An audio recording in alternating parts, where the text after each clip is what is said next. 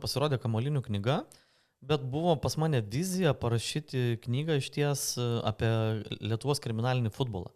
Ir aš kai pradėjau gilintis, ten taip viskas užvelta, užtempta, nieks nenori kalbėti.